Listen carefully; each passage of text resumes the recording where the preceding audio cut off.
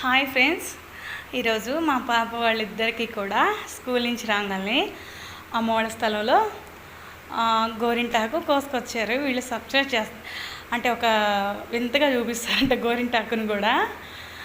అలాగే చాలా అంటే చాలా ఇష్టం అండి గోరింటాకు ఇద్దరికి కూడా.